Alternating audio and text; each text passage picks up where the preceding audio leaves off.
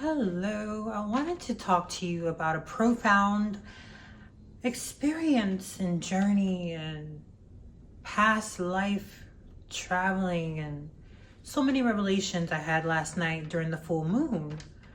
And it led me to think about whether this person who I've had a few interactions with in this lifetime is my twin flame or my enemy. Me and this person first met when I was in Tyler, Texas, working as a news reporter for a news station, right? And this job is quite the opposite of who I really am. I'm more of not like a square type of person, cookie cutter. I'm more rebellious. I'm more color outside of the lines type of person. I'm more, not politically correct type of person. So I'm in this job just for the fun of it, just to see if I can do it, just to try to do the opposite of what I'm naturally good at, just to see if I can do it and for the experience. And I wanted to get my voice out there into the world to be broadcasted for some reason. And so when I'm at this job, I get constantly critiqued on my grammar and the way I'm pronouncing things. And it's funny because at the time I was thinking like, hell, I don't even know where I'm from. I don't even know if English was my first language. Maybe that's why it's such like a struggle for me to, pronounce everything perfectly like they wanted me to. And so, upon thinking this, I mean, obviously, English is my first language, but on a soul level, I don't really think English is my first language. And so, I got tired of, this job. It quickly burnt me out because it was like forcing myself to fit into a box that is just so not native to me, right? And so I started like dating online because I was in a city and this new job, I didn't know anyone. So I was like, let me try to connect with people to get a social circle. And lo and behold, I met this guy, right? I talked to him on the phone and he had like this thick Indian accent. And I heard his voice and I was like, whoa, like I instantly like felt pulled toward his frequency. And I was like, oh, I want some more of this. Like, what is this? It sounds so different from the perfect, English language I strive to speak and write for the news every day. So I was instantly intrigued just by hearing his voice, his frequency, and I felt called and pulled towards it, right?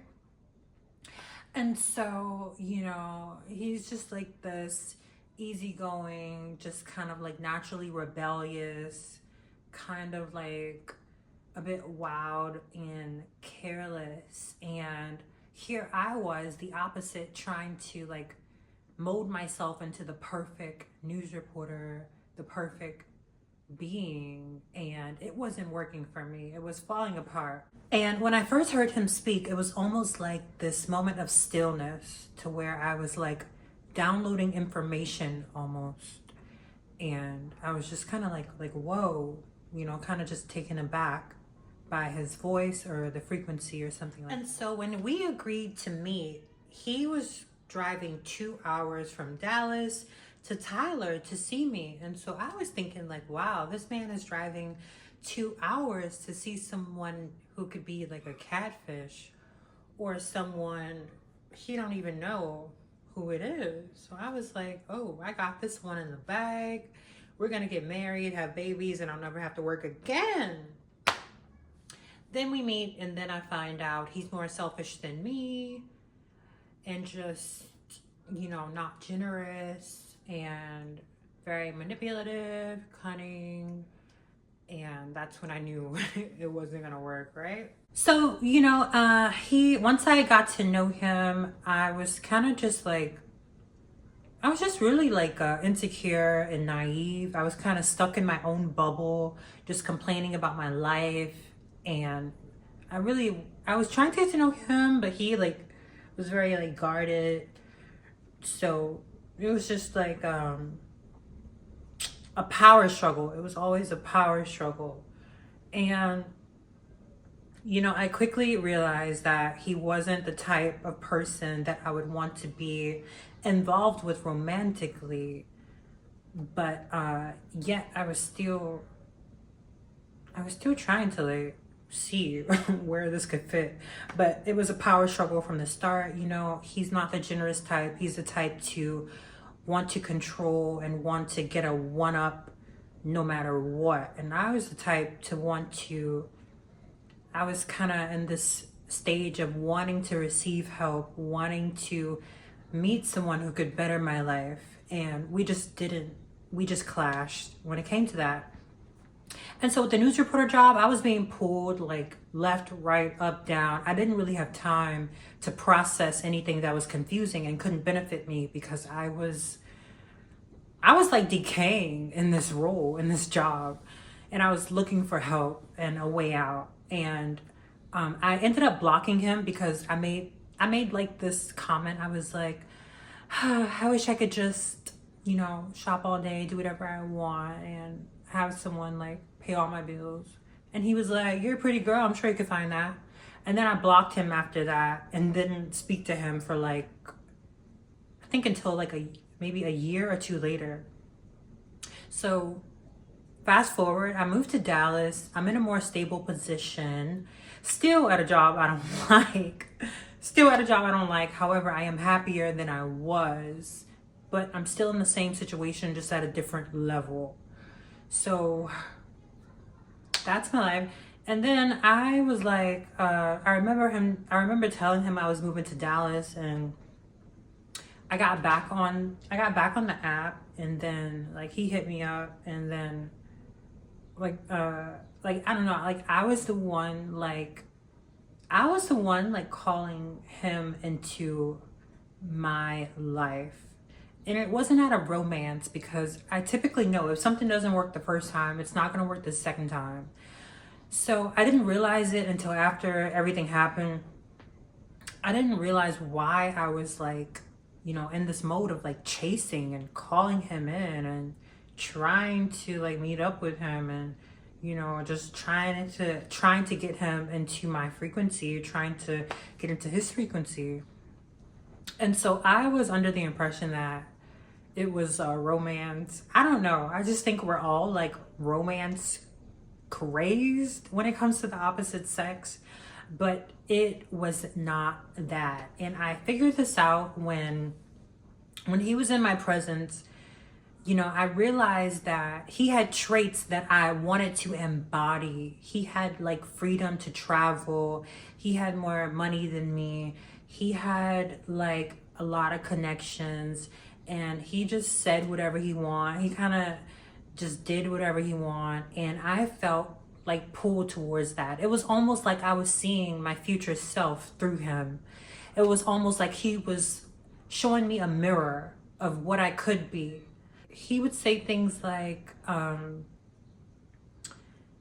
things that kind of like woke me up on a soul level. He would say things like, "I thought you would come to your senses by now." He would say things like, what else did he say? It was interesting.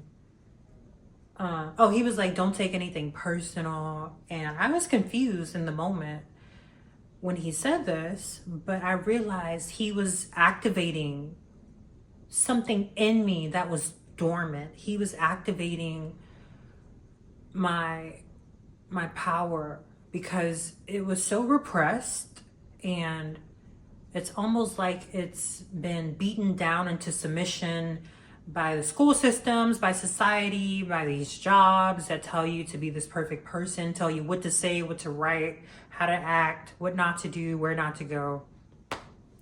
And so I remember I remember being like really like triggered in his presence because, you know, I don't know why I was triggered, like, but I was greatly triggered. And then that made me take a look at myself and be like, you know, why am I so triggered? Like, that's usually not within my character. And so I sat with this energy for a while, and that's when I started my shadow work. I got the shadow work book journal, and I started like really diving deep on about my repressed emotions and how to uncover my untapped power. Oh, and there would also be moments where I would be complaining about my life, and he would like give me this side eye. And the side eye was like, oh, come on, like you need to wake up and realize your potential, because if he had what I had, that wouldn't be a complaint. And so he would make comments like, you don't need makeup. And I was like, why would he say that? He's never seen me without makeup. How could he know I look good without makeup? Unless he saw me somewhere else. And so, you know, once we like stopped talking, I was kind of just left with like I don't know, this weird feeling. And I was basically like, I wasn't chasing after him. I was chasing after the activation that he was the catalyst for, to awaken my power. And he was reflecting everything back to me of who I could be, and you know, why I was playing so small and stuff like that.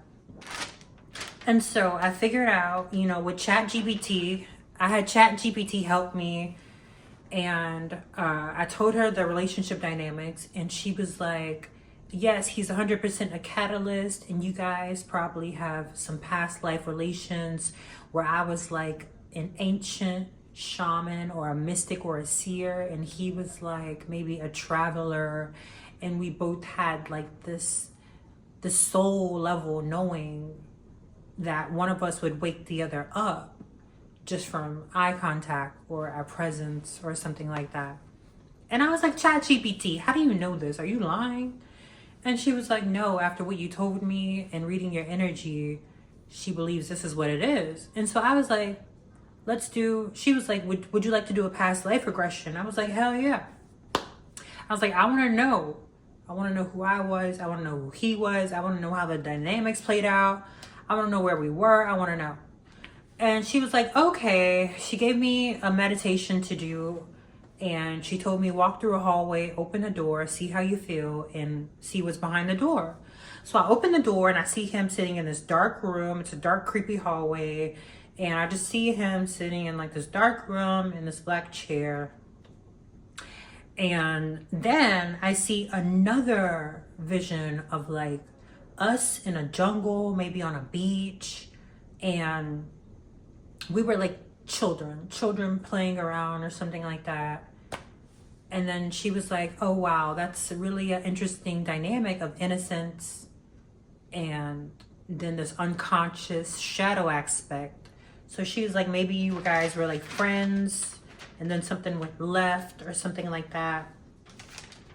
And then oh, she made me do another meditation. She made me stand in front of like this ancient mirror. This mirror was huge. It was in a dark room. It had like gemstones on the edges of it, red, green, blue, pretty gemstones on the edge of it. And so I looked into the mirror and I saw him as like a magician, and he wears like these bow ties that magicians wear. And I saw him as a magician. He was performing for an audience.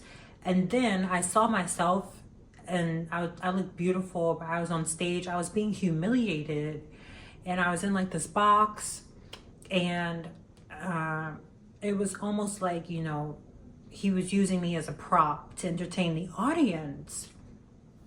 And ChatGPT was like, yes, this explains the dynamics of how he saw your power and he tried to use that for his own illusion and gain.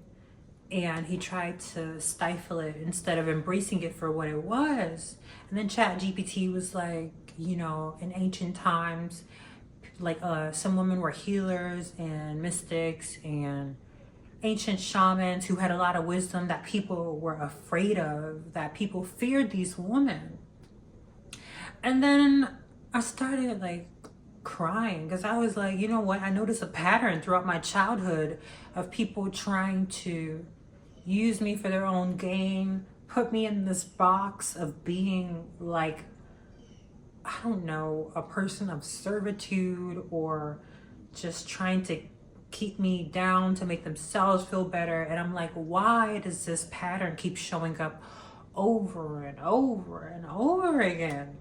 I'm like, why can't I just be powerful and divine in my own right without such chaos coming after that?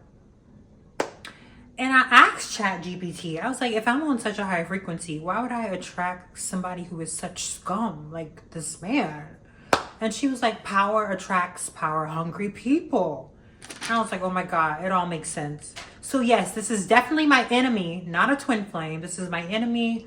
However, you know, after humiliating me and, you know, maybe taking my soul essence or something, you know, they came back in this life to activate me. Something like that, I guess. And so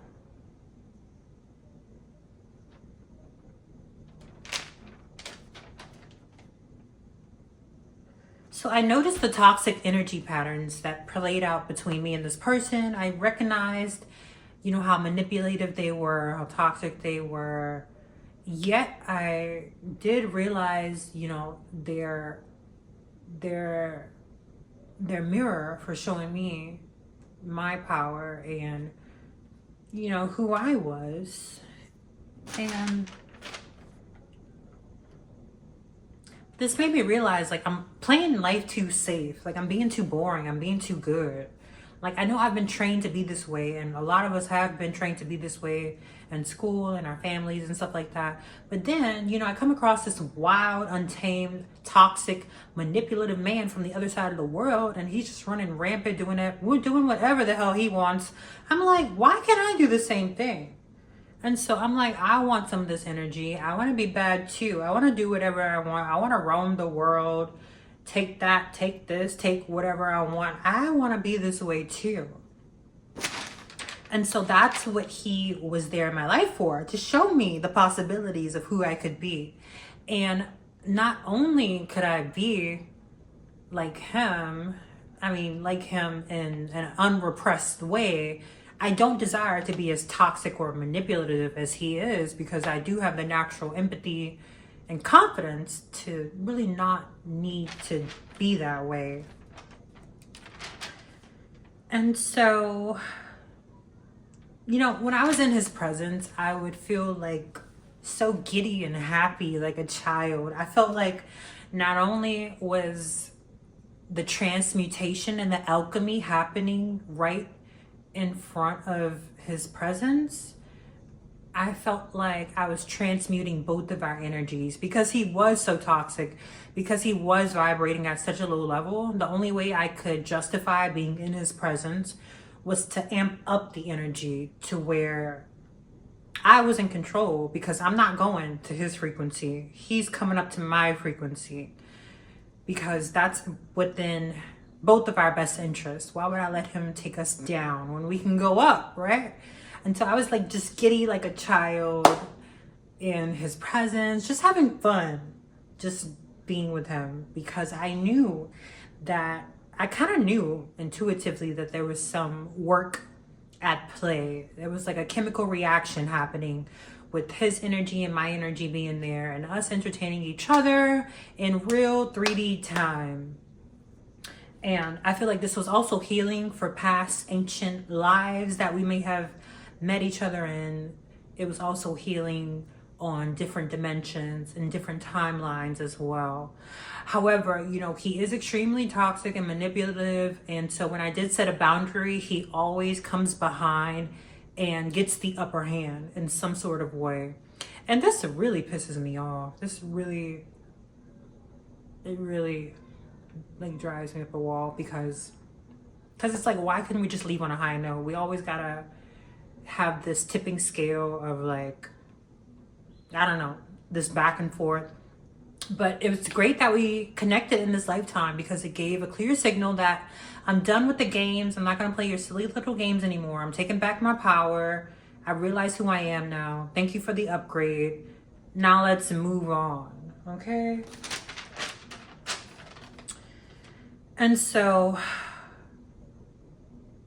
yeah, I noticed the toxic role in the transformation. I transmuted it and I began to connect with my true self-worth and stepping into my power and authenticity.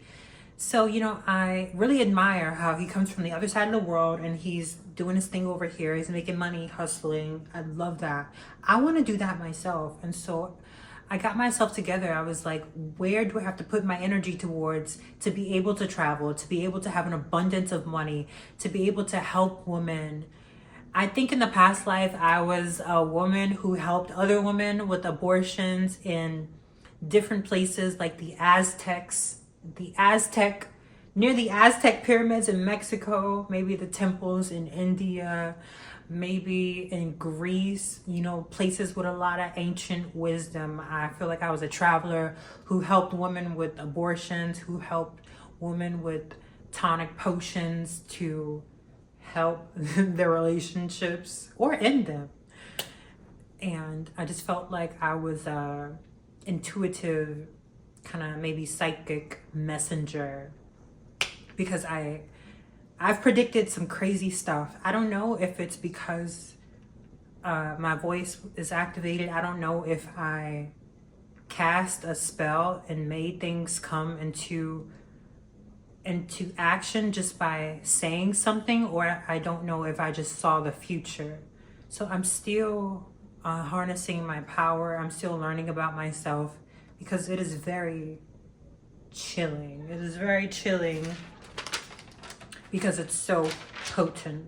I don't like to see myself as a victim. So I want to take back my power, not letting some, illusionary like scumbucket take advantage of me for other people's validation or to make himself feel good or to make other people laugh. Like, no, I'm way, way, way better than that. And I don't want to be dumb in all of my lifetimes or taken advantage of or get the wool pulled over my eyes in every single lifetime. So this lifetime, it's not going to happen, right?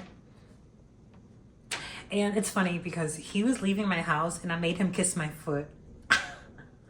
I made him kiss my foot and then I started laughing. And I felt like that was like the closure of a cycle of, haha, you can't take advantage anymore. You don't have this power. Get out, leave. This is all like intuitive. Like, I wanted to hang out with him for a reason. It wasn't for a relationship. It wasn't for sex. It wasn't for anything romantic. And now that I've done the past life regression and I realize that we do have a soul contract, we did have an agreement that he was going to come here, speak to me, activate some energy within me, and go about his way. So this really resonates with, us hanging out and then the power struggle occurring, him saying things that activate me, make me think, make me download some information, and then me getting triggered and telling him to get the F out of my house. It all makes sense. So I'm typically not a person that would hang out with somebody a second time if it didn't work a first time. That's when I knew something was like peculiar about this relationship. Because why would I chase a man if it didn't work before? If the energy dynamics was off, if I know how selfish, ungenerous, and conniving he is, why would I chase him? It was because I was ready to upgrade my frequency. It was because I was ready to tap into that unpotential power that lied dormant within me that he was holding space for. Why can't it be okay for me to exist in my own divine right and power? And it's like I can't win because people, it's like within over generations of lifetimes, I was powerful. They tried to bring me down. And then I was down. They're telling me I'm not powerful. It's like, what is it? Which one do you people want? Do you want women in their power or do you want women as dumb? Because when they're dumb, you don't like them. You tell them they're better. When they're powerful, you try to bring them down, telling them, let me get some of that. So it's like you can't win. I'm not sure I'm thankful that we had the soul contract. I'm thankful that I'm now activated even more than I was before. I'm thankful to recognize, the games for what they were and just opt out of continuing to play them over lifetimes and lifetimes and lifetimes because it's silly. And why does it take a person on such a low vibrational frequency? This person is scum. It's scum. I mean, why is it taking a person like this to activate me? It's like, what is the correlation in that? They must have taken something profound from me in the past. Otherwise, why would I be seeking out a person on such a low frequency? Unless they didn't have something that I wanted back. Unless they stole something from me. Why would I be calling out to that person unless they stole something from me? Okay, I got it back. Now I'm moving on. Period.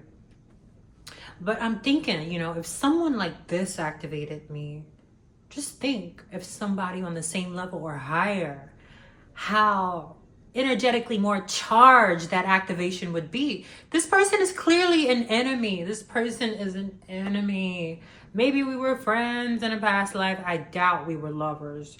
Maybe he was just some random person in ancient India or something where our paths crossed and he was like a con artist who pulled the wool over my eyes, got something from me, and then he had to sign a soul contract to come give it back. Because I was going to get it back regardless, okay? So I don't know.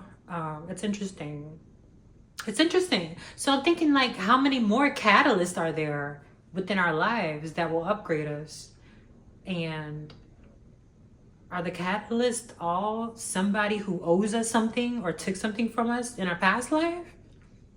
I don't know. I don't even know if I should be telling you guys this.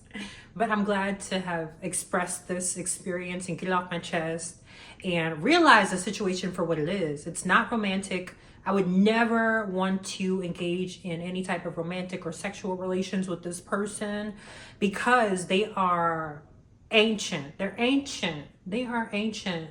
And you know what's crazy? I think past life regressions, time traveling is dangerous. And awareness can be dangerous to a certain extent. You know why? Because this person in this lifetime is like 30 years older than me. They're older than me, much older than me, 30 years older than me. If they were a teacher or some type of guide, some type of guru in the ancient past life, if I was a child and they were like a grown adult, if we had slept together in this lifetime, like, wouldn't that be like pedophilia? Like, I don't know. That's crazy to think about. But I'm like, people are not what they seem in this 3D world. And if you saw the person who was a catalyst for you, or a person you're calling your twin flame, or a person who came here to activate something that was dormant with you to get you to your potential, if you saw them at a different timeline, you probably would be repelled. It's like, you don't really know who people are. You see them who they are here, but you don't really know like where this all started. So you got to be careful about who you're exchanging energy with and the projections we give these people. Because I upheld my boundary and I'm glad I never like really romanticized this person. I already did it to a certain extent, but I'm glad I didn't romanticize them like overly too much to where I was like thinking they were all that, because they're not. They are not. They are my enemy. And we are not the same. He is a component of dark. I am a component of light. And he helped integrate my shadow side. So now I'm light and dark, whereas he's only dark. He can't go places I'm going. So he helped illuminate and integrate my soul, maybe from a portion of my soul he took in a past life or something like that. So yeah, this has been a profound experience for me. When I was doing the shadow work, it was a full moon outside. I went out on my porch and my balcony. I cried. I just felt, hurt and betrayed. And I feel like this has happened to me over and over and over within my lifetimes, from my own family, from my own friends, from maybe strangers that I met who I felt called or pulled towards. And, this made me want to research places like the temple, I don't know how to say it, the Khalsa temple in India maybe, or the Aztec pyramids, places like Greece, with places with ancient ruins. It really made me want to learn more about those places and maybe even visit them one day. And when I was doing all of this energy work and feeling these emotions of how it felt within the moment and clearing out the energy, I felt a soul shock. And it was the same soul shock I felt when he would make eye contact with me. And I'm glad my energy did not get jammed. That's a warning. When you're doing energy work, the key is to not stop breathing. I had water, I had nutritious foods. I was constantly working with the elements of fire, water, and wind. I kept my door open so the energy can be released outside. I was surrounded by my plants outside. I did have this beautiful, what do you call that? I forgot the name of it. This huge gem. But it's important for your energy to not get jammed, or for you to not get so shocked at what happened that you can't process it. So I made sure I kept breathing, because there was a moment where I felt scattered and I felt shocked and I felt, disembalanced, but I just kept breathing. And I used ChatGPT to help me be like a mediator through the process, to kind of walk me through it. And I kept pulling on questions. I kept finding out who I was in the process, kept asking questions about who he was, why he's there, why did this happen, why did that happen, why does this keep happening, things like that. So I just kept breathing and working through the process. So, past life regression and, shadow work, I feel like it is a form of time traveling, and it's important to, hold the space for yourself to be able to clear out the energy and make peace with it. Make peace with it. You don't have to call the person up and be like, hey, I know you used me as a humiliation ritual and tried to, entertain an audience because, I don't know, you tried to siphon my energy. like what are they going to say? What are they going to say? I wouldn't do that. Just make peace with it and move on. Let me know what you think. Bye. Oh, and another thing I wanted to add, I was raised to be a people pleaser, a nice girl, a yes girl, and to, not be like strategic or conniving or toxic. So I definitely learned a lot from him to be more bad, be more toxic, be more conniving, be more strategic. And I'm so thankful for that lesson. If you guys have any stories about twin flames or meeting your enemies or catalysts, I'd love to hear about it.